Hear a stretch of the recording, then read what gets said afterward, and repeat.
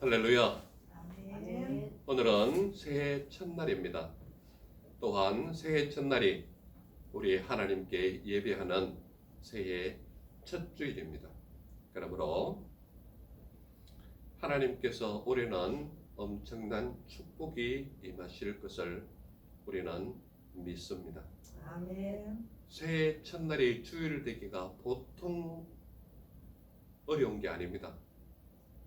그런데 하나님께서 새해 첫날 첫 시간을 하나님 앞에 예배할 수 있도록 첫날을 주일 삼아 주신 것이 얼마나 큰 복인지 우리는 말로 할 수 없는 축복이 우리에게 있다는 것을 믿기를 바랍니다. 아멘. 오늘 누가복음 8장 한 절 한 이렇게 구절마다 이렇게 나누고 있지만 8장 전체를 무엇을 말하고 있는가 하면 말씀에 대한 믿음입니다. 믿음. 그렇기 때문에 8장 전체는 어디를 설교하든지 간에 믿음의 주제입니다. 믿음의 주제. 오늘 누가복음 8장 4절에서 8절까지 핵심 주제, 즉 말하자면 말씀하고자 하는 주제가 무엇인가 하면 바로 4절입니다. 4절 우리 같이 한 목소리로 한번 읽어볼까요? 시작. 각 동네 사람들이 예수께로 나와 큰 무리를 이루니 예수께서 비유로 말씀하시되. 그러니까 오늘 이야기하는 부분이 전부 다 비유로 되어 있다 이 말입니다. 그래서 오늘 제목이 무엇으로 되어 있습니까? 비유로 말씀하신. 비유로 말씀하심. 비유로 말씀하심. 오늘을 살아가는 수많은 사람들에게 많은 사람들이 비유로 말씀하는 의도가 무엇인지를 잘 몰라요. 쉽게 이야기하면 저 사람이 저 이야기를 나한테 하는 이유가 뭘까? 이런 이야기죠. 그러니까 많은 사람들에게 비유로 말씀하는 것은 비유로 말씀하심의 의도가 무엇인지 알지 못합니다. 그러므로 저 사람이 왜 저 말을 나에게 했을까?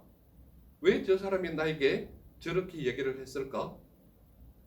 비유에 대한 의미가 무엇인지를 알지 못합니다.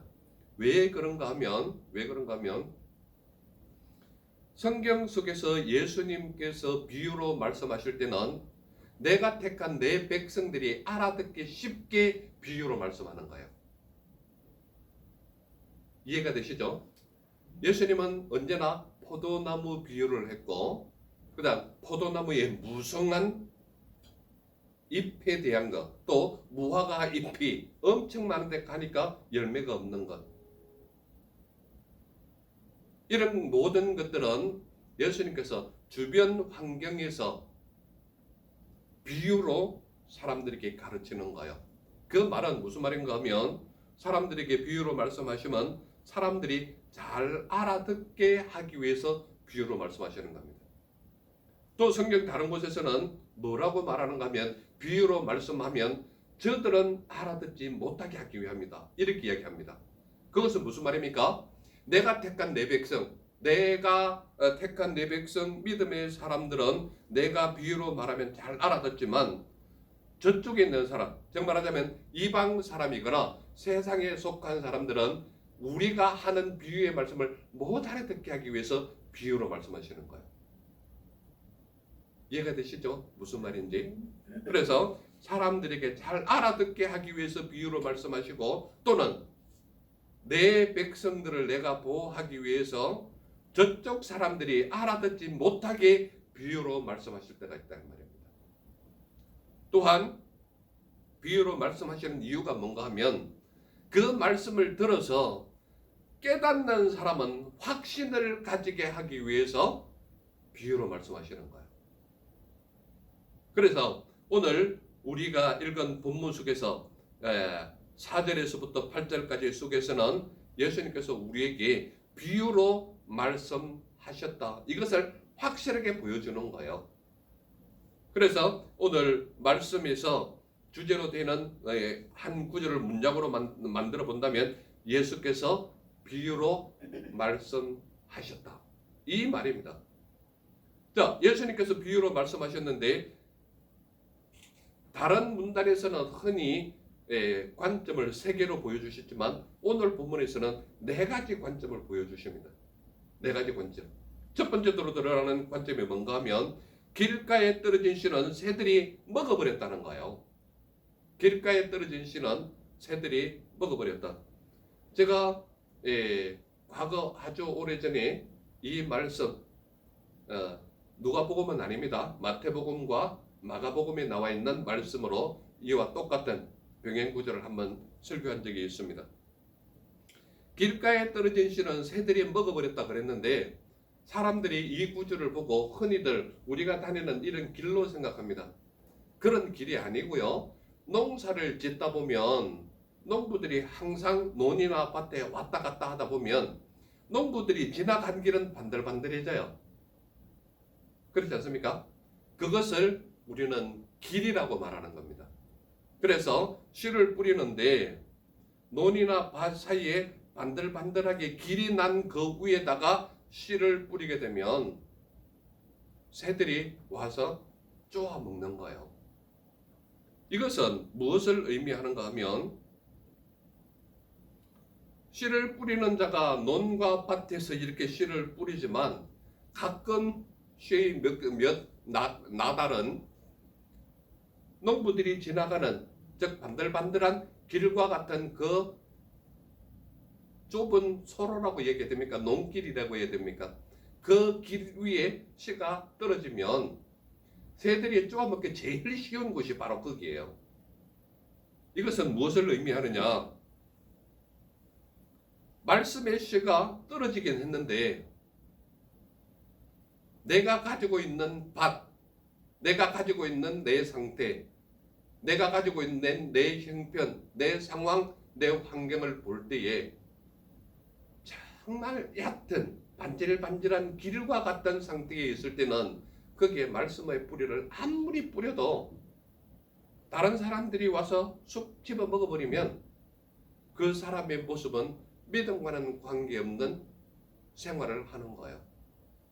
즉 말하자면 그 사람의 마음속에 하나님의 말씀의 씨를 쑥 뿌려놨는데 밭이 안 좋은 거예요. 즉 말하자면 밭이 읽어놓은 밭이 아니라 언제나 왔다 갔다 농부들이 왔다 갔다 하는 반질반질 길이 잘난 그런 곳에 떨어진 씨이기 때문에 말씀의 씨가 뿌리를 내리지는 못하는 거예요. 즉 말하자면 너무나 반들한 길과 같은 곳에 씨가 떨어졌기 때문에 말씀의 씨가 떨어졌기 때문에 새들이 딱 보면 톡 집어 먹으면 그 사람은 믿음이 없는 사람처럼 돼버리는 거예요. 이해가 되십니까? 무슨 말인지? 그러니까 결과적으로 하나님의 말씀의 씨는 이 세상의 그 어떤 씨보다도 가장 완벽하고 가장 열매 맺기 좋은 씨앗이고 가장 풍성한 씨고 벽씨 품종을 따진다면 특 A급인 것이 하나님의 말씀의 씨란 말이에요. 그런데 이 말씀을 농부가 뿌려요. 누가 뿌립니까? 목사님이 뿌려요. 목회자가 말씀을 뿌리는 거예요. 말씀을 가르치면서 이렇게 뿌리는 거예요. 뿌리는데 내 상태, 즉 내 몸의 밭, 내 몸의 땅, 내가 가지고 있는 품성, 내가 가지고 있는 인격, 이 모든 말씀을 받아들이는 땅이 반들반들하게 세상의 것으로서 이방의 것으로서 학문의 것으로서 자기만의 아집으로서 자기만의 지식으로서 똘똘 뭉쳐가지고 반들반들한 길과 같은 곳이 되어 있다면 아무리 뿌려도 누군가가 와서 주워서 먹어버리면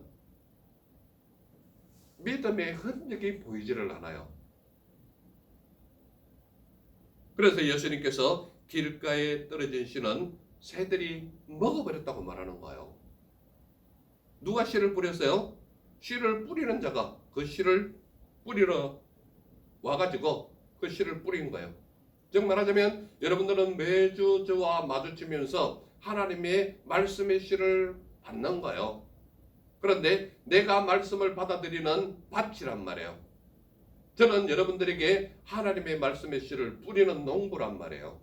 그러면 농부가 씨를 뿌리는데 여러분들의 밭이 반들반들한 길과 같은 그런 밭을 만들어 나왔다. 그러면 뿌리는 대로 누군가가 와서 주워 먹기만 하면 여러분들 자신은 믿음이 있는 사람인지 없는 사람인지 모를 정도로 거의 비슷한 생활을 하는 사람. 이런 사람을 뭐라고 얘기하느냐? 길가에 떨어진 씨는 새들이 먹어버렸다고 말하는 거예요. 쉽게 이야기하면 길가 같은 믿음의 사람. 이것을 얘기하는 겁니다. 두 번째로 나타나는 것이 뭡니까? 바위 위에 떨어진 것은 말랐다라고 말하고 있습니다.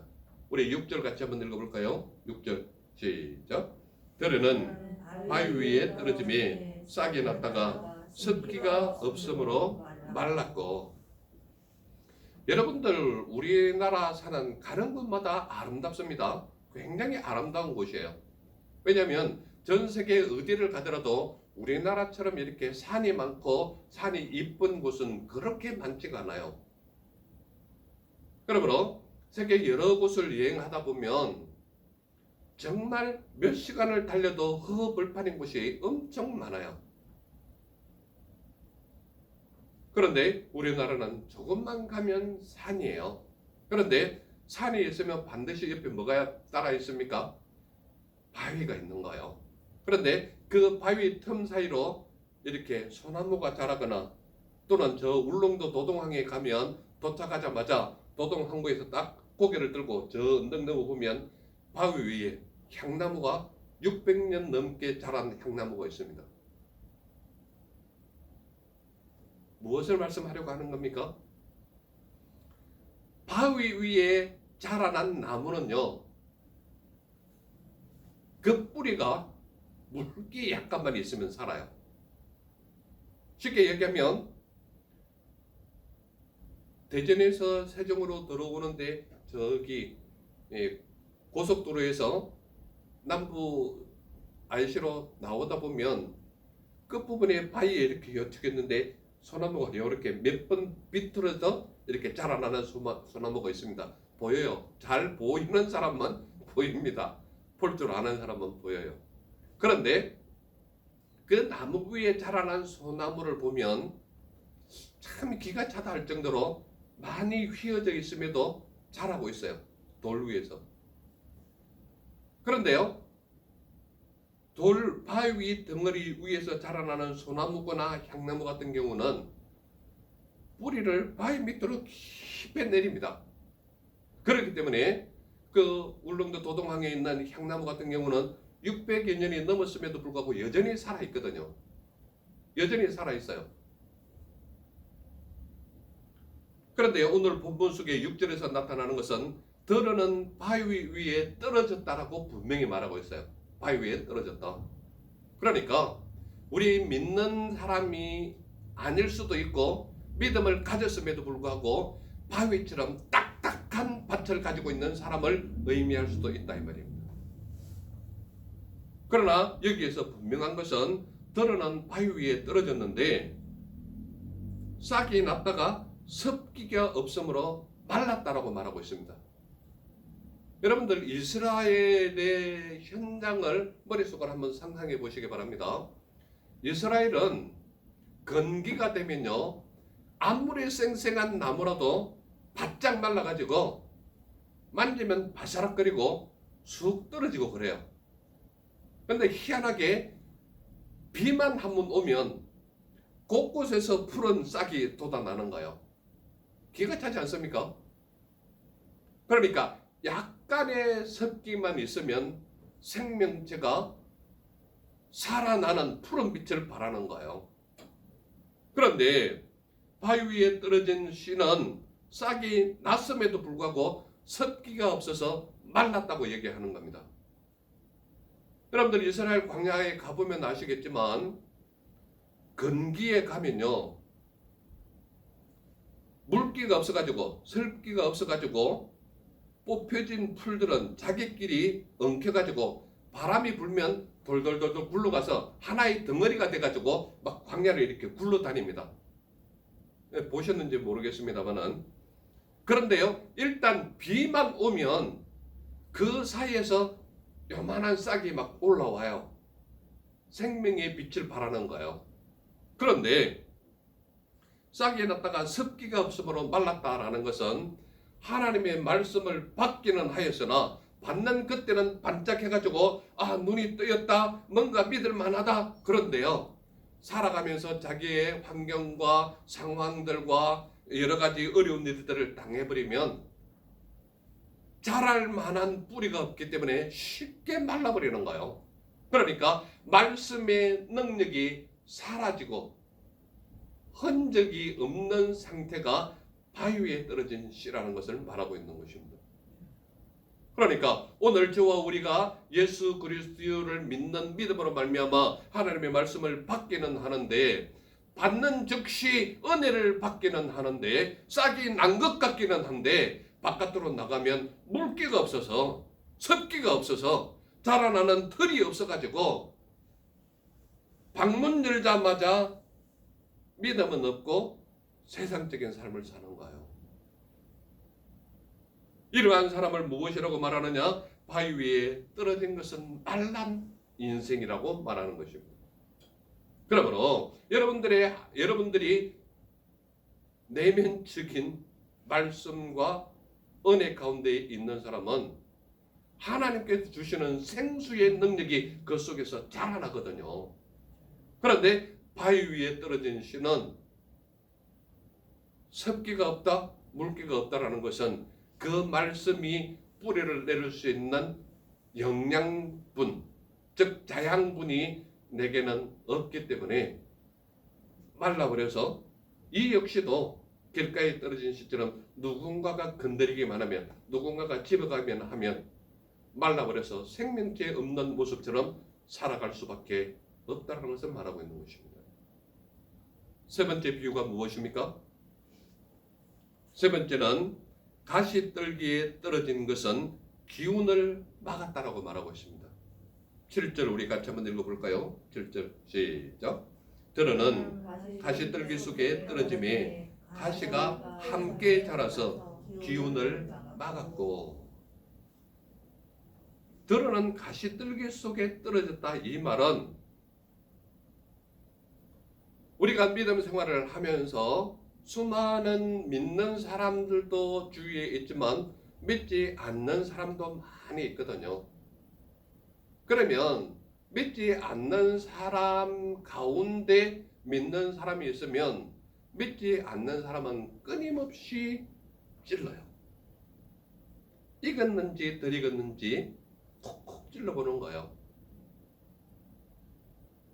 즉 믿음의 말씀의 씨가 뿌려졌는데 내가 자랄 수 없도록, 즉 말하자면 성장할 수 없도록 수많은 가시가 목을 찌르기도 하고 배를 찌르기도 하고 심지어는 앞을 보지 못하게 눈도 찌르는 거예요. 우리 주위 여건들 상황들 한번 보세요. 눈을 가리려고 아웅하는 사람들이 얼마나 많습니까? 또한 내 고통을 즐기려고 하는 사람처럼 끊임없이 너 예수 믿는다면서 왜 그렇게밖에 못해? 너 예수 그리스도 믿는다면서 왜 그렇게밖에 못 살아? 막 찌르거든요. 그러니까 성장하지 못하는 주위의 일꾼들과 환경들이 주어지면 자라지를 못하는 모습이 가시떨기 가운데 심겨진 씨라는 거예요. 그러니까 물기도 있고 가시도 있는데 그 속에서 고기를 들지를 못하는 거예요. 왜 그렇습니까? 들어는 하나님의 말씀을 받았음에도 불구하고 하나님의 말씀이 부끄러운 거예요. 내가 믿음을 가졌음에도 불구하고 수많은 친구들이 믿음이 없으니까 점심시간에 점심 한 끼를 먹는데도 하나님 앞에 기도를 못하는 거예요. 이게 바로 가시덤불 속에 있는 믿는 사람의 싹이 자라난 것을 말하고 있는 겁니다. 그런 사람일수록 하나님이 부끄러운 거예요. 믿는 자체가 부끄러운 거예요. 그러므로 믿는 사람의 정당한 행위를 바라지를 못하는 거예요. 그래서 가시떨기에 떨어진 것은 기운을 막았다고 말하는 거예요. 왜 그렇습니까? 수많은 가시떨기가 주위에 나를 못 살게 하는 거예요. 찔리니까 자꾸 찔러요. 걷지 못하게 다리도 찔러보고, 먹지 못하게 배도 찔러보고, 앞을 보지 못하게 눈도 찔러보는 거예요. 그러한 환경 속에 있다 보니까 자라기는 자라는데 탄탄하게 자라지 못하고 바람만 불면 흔들거리는 코스모스 허리 같은 모습으로 키만 삐죽 이렇게 자라나는 거예요. 즉 영양가 없는 흔들리는 사람이 가시떨기 사이에 심겨진 사람인 것입니다. 그러므로 말씀으로 아무리 고고히 서려고 하고 있고, 말씀으로 아무리 잘하려고 하고 있고, 말씀으로 무기를 삼아서 든든하게 세워지기를 소망하나 주위의 여건들로 인하여 자꾸 막히는 거예요. 성장하는 것도 막히고 자라나는 것도 막히는 거예요. 그러니까 내가 어디 가서 나 믿는 사람이야 자신 있게 말을 못하는 거예요. 수많은 친구들과 같이 식사를 하는데 기도 한 번을 못하는 거예요. 왜 그렇습니까? 가시가 찌르거든요. 왜 그렇습니까? 하나님 믿는 것이 부끄럽거든요. 그러므로 말씀의 씨는 뿌려졌는데 가시와 함께 자라나는 것으로 말미암아 계속 찔러대니까 성장하지를 못하는 거예요. 자라지를 못하는 거예요. 함께 식사하는데 하나님 앞에 감사 기도를 못하는 거예요. 그러니까 그러는 사람의 생활 자체는 뭡니까? 코스모스 한 송이가 겨우 피는 것처럼 바람만 불면 한들한들.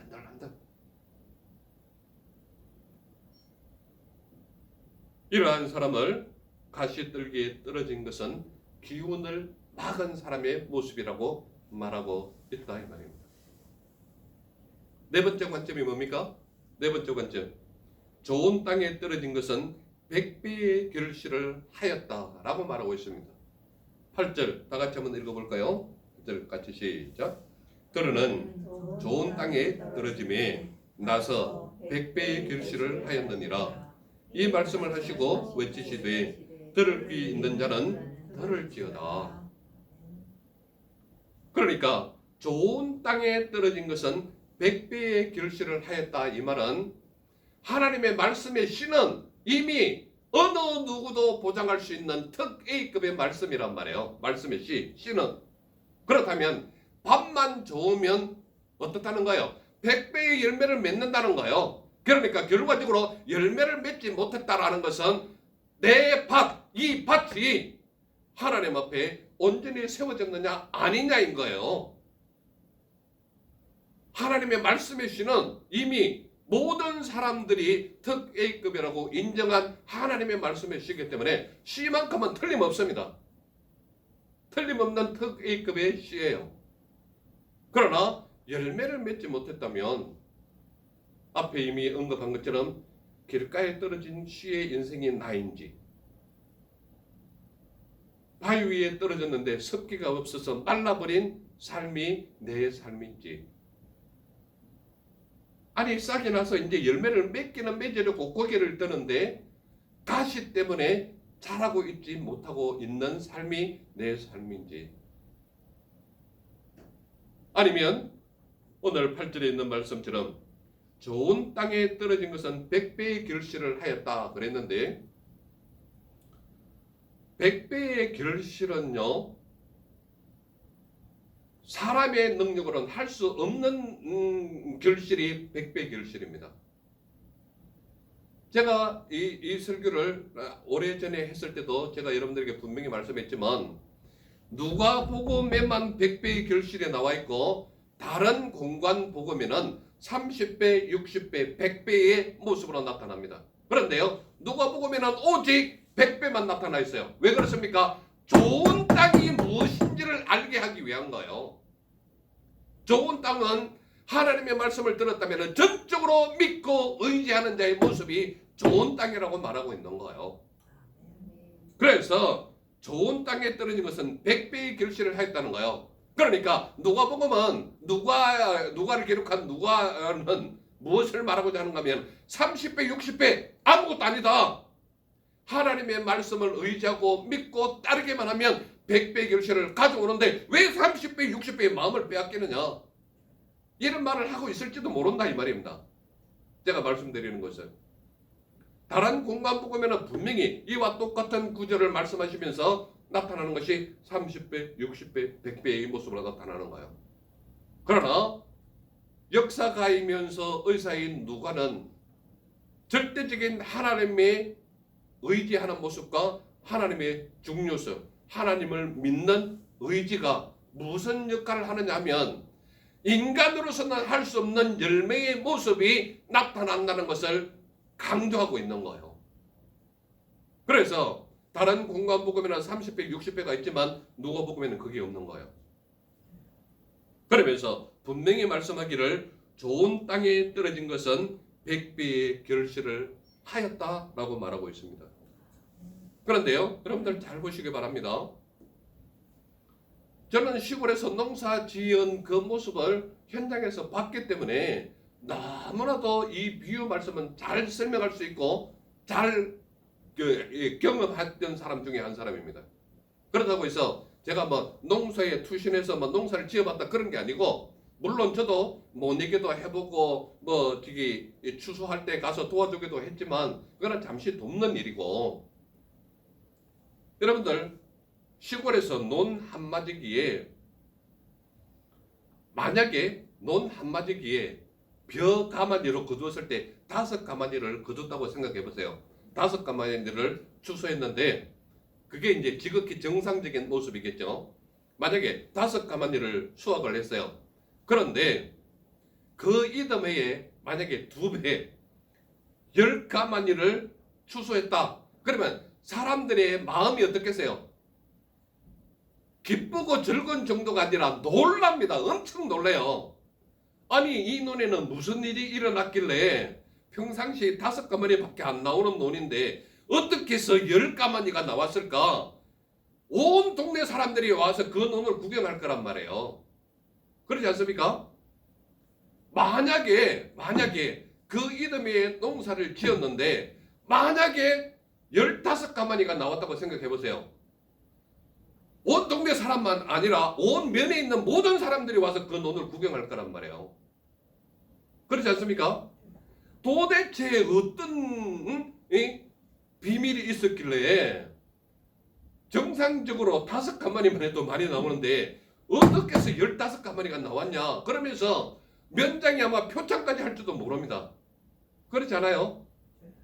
그런데 누가복음은 다른 공관복에 있는 30배, 60배를 빼버리고 100배의 결실을 하였다는 거예요. 어떤 땅에? 좋은 땅. 좋은 땅이 도대체 어떤 땅이에요? 하나님이 말씀하는 의미를 정확하게 알아듣는 사람, 하나님의 말씀이 말씀하면 무조건 순종하는 사람, 하나님이 말씀하면 이것이 옳거니 그러고 무조건 행동으로 옮기는 사람, 말씀대로 살아가는 사람, 말씀을 실천으로 옮기는 사람, 이런 사람은 100배의 결실을 맺게 한다는 거예요. 이 말씀이 왜 새해 첫날 첫 주에 우리에게 주셨을까요? 2023년도 여러분들에게 100배의 결실을 맺기를 원하는 거예요. 하나님의 말씀이 우리에게 때가 되면 하나님께서는 놀라운 것을 선물해 주시는데 2023도 새해를 맞이하면서 어떻게 우리가 순서대로 말씀을 전하고 있는데 이 날에 이 말씀이 우리에게 들려질까요? 좋은 땅에 떨어진 것은 100배의 결실을 하였다라고 말하면서 예수님께서 기가 막힌 말씀을 하는 거예요. 이 말씀을 하시고 외치시되 들을 귀 있는 자는 들을지어다, 이 말을 하고 있는 거예요. 여러분들 제가 하는 말을 못 알아듣는 사람이 있습니까? 없잖아요. 들을 귀 있는 자는 들으라는 거예요. 지금 누구에게 지금 하나님이 이 말씀을 호소하고 있습니까? 제발 나 100배 이상 너한테 주고 싶다 이 말이에요. 그러니 들을 귀 있는 자는 제발 들어다오, 이 말을 하고 있는 겁니다. 하나님은 좋은 땅에 뿌려진 씨는 100배의 결실을 맺게 하겠다 그랬는데 여러분들이 이 말씀을 믿고 따르고 순종하기만 하여서 정말 이 말씀대로 살아가는 자의 모습이 올 한 해에 나타난다면 여러분들 올해의 성구영신 예배 때에 나 100배의 열매를 맺었다라고 고백하는 여러분들의 삶이 되시기를 바라는 겁니다. 아멘. 그렇다면 여러분들에게 아주 간단한 질문 하나를 해볼까요? 사람들은 왜 비유로 말씀하는 것을 알지 못할까요? 왜 비유로 말씀하는 것을 알지 못할까요? 많은 사람들은 말하는 사람의 의도를 의심하는 거예요. 많은 사람들은 그 말이 왜 저 말을 나에게 이렇게 할까? 그 의도를 의심하기 때문에 비유로 말씀하는 것을 쉽게 인정하지 못하는 거예요. 또한 많은 사람은 자신을 속이려는 것은 아닐까 의심하기 때문에 비유로 하는 말씀을 알아듣지 못하는 거예요. 또한 많은 사람들은 이 비유의 말씀이 내게 무슨 유익이 있을까를 생각하기 때문에 쉽게 받아들이지를 못하는 거예요. 그러나 우리 예수님은 우리에게 비유의 말씀으로 축복을 주시려고 하시는 분이 우리 예수님이시다 이 말이에요. 예수님은 우리에게 이 말씀을 하는 이유가 분명하게 제일 마지막 절에 뭐라고 얘기합니까? 들을 귀 있는 자는 들을지어다라고 말하고 있는 거예요. 우리 모두는 제가 하는 말이 무슨 말인지를 다 알아들어요. 제가 무슨 말을 했는지도 다 들려요. 그러나 예수님께서 들을 귀 있는 자는 들을지어다 하는 이유가 뭐예요? 이 말에 대한 참된 의미, 내가 너에게 100배 이상의 축복을 하고 싶단 말이야. 이 말 좀 들어. 이 말을 하고 있는 거예요. 그러니까 이 말을 듣는다는 것은 결과적으로 뭐예요? 100배의 축복을 받을 수 있는 믿음이 그에게 있느냐 없느냐예요. 하나님께서는 이 말씀을 주시면서 이 말씀을 하시고 외치시되 들을 귀 있는 자는 들을지다 하는 말은 내 말만 들으면 100배의 열실은 맺어. 이 말이에요. 그래서 사람들은 왜 비유로 말씀하는지를 알지 못하는가 하면 끊임없이 의심하는 것 때문에 비유 말씀을 못 알아듣는 거예요. 그러나 예수님은 우리에게 분명히 비유의 말씀으로 축복을 주시려고 우리에게 이 말씀을 주셨다 이 말입니다. 그래서 말씀을 듣는 자에게는 복이 있음을 알게 하시려고 예수님은 이 말씀을 우리에게 주시는 거예요. 또한 예수님은 사람으로서 할 수 없는 일을 이루시는 이가 하나님이심을 알게 하시려고 이 말씀을 주시는 거란 말이에요. 그러니까 제가 조금 전에 말씀드렸듯이 논 한마디기에 평균적으로 얻는 것이 5가마라면 2배, 3배만 나와도 기절하는 역할이 나타나거든요. 그런데 100배의 결실을 맺겠다. 이 말은요, 인간이 이해할 수 있는 정도의 축복이 아니란 말이에요. 하나님이 하실 수 있는 축복이 바로 100배의 결실이라는 말이에요. 쉽게 이야기하면 여러분들 제가 아까 논 한마디기에 5마디가 나왔다 그랬죠. 100배라 그러면 500가마예요. 이해가 되시죠? 무슨 말인지. 5가마 나오는 한 논에서 만약에 수확을 정말로 500가마를 했다고 생각해 보세요. 많은 사람들이 진짜라고 믿을까요? 거짓이라고 고백할까요? 거짓이라고 얘기하는 거예요. 그러나 거짓 같은 현실을 일으키시는 분이 우리 예수님이시다. 이 말을 하는 겁니다. 그러므로 누구든지 들을 게 있는 자는 들을지다 하는 말은 이 말을 너희가 믿느냐 믿기만 하면 100배의 결실을 주마. 이 말을 하고 있는 거예요. 그렇기 때문에 100배의 결실은 제가 조금 전에도 말씀드렸지만 사람으로서 할 수 없는 일을 이루시는 하나님이심을 알게 하시려고 우리에게 이 말씀을 주시는 거예요. 그러므로 너희가 하나님을 믿느냐 믿으면 이와 같은 열매를 얻을 것이다. 이 말을 우리에게 하고 있잖아요. 그러니까 우리에게 끊임없이 이야기하는 게 우리 귀에 끊임없이 맴도는 게 뭡니까? 들을 귀 있는 자는 들을지어다. 이 말을 하는 겁니다. 예수님은 비유의 말씀으로 우리에게 축복을 주시는데 어떤 축복을 주시는가 하면 누구나 듣고 믿는 자에게 넘치는 축복이 있음을 알게 하시려고 이 말씀을 비유로 말씀하시는 거란 말이에요. 그렇다면 저와 우리 모두는 믿음의 사람인데 믿음의 사람은 도대체 어떻게 살아라고 말하고 있습니까? 믿음의 사람은 비유의 말씀을 듣고 믿는 자의 삶이 너희의 삶이 되어라 이 말을 하는 거예요. 그래서 100배의 축복은 하나님만이 할 수 있는 일이라는 것을 믿기만 하면 되는 거예요.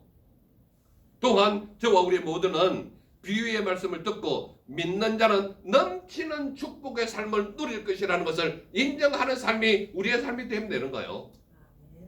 또한 우리는 믿음의 사람이기 때문에 비유의 말씀을 듣고 순종하는 자는 하늘의 축복을 받는 삶이 너희의 삶이 되어라 이 말을 하고 있는 겁니다.